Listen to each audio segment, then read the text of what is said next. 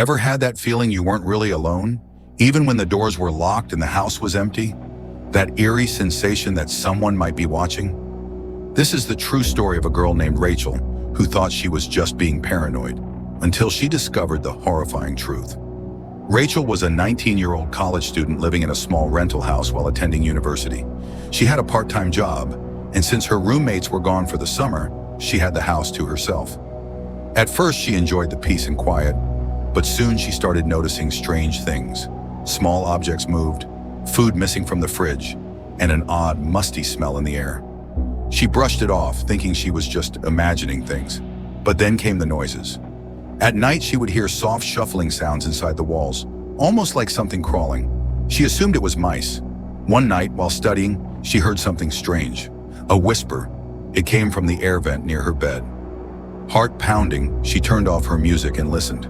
At first, silence, then barely audible. She doesn't know. She doesn't know. She froze. Had she imagined it? Terrified, she grabbed her phone and texted a friend. They reassured her it was probably just the wind, but deep down she knew better. That night, she barricaded her bedroom door and barely slept. The next day, she asked her landlord if anyone had access to the house. He assured her no one else had a key. But as she was leaving for work, she noticed something new. The attic hatch above the hallway was slightly open. Someone had been coming down. Determined to prove she wasn't crazy, Rachel called a friend to check it out. Armed with a baseball bat, they climbed up into the attic. What they found made her stomach drop. There was a makeshift bed made from old blankets. Food wrappers were scattered around. Empty water bottles. And worse, a notebook. Inside, it had detailed notes about Rachel, her schedule, what she ate, even what she wore to bed.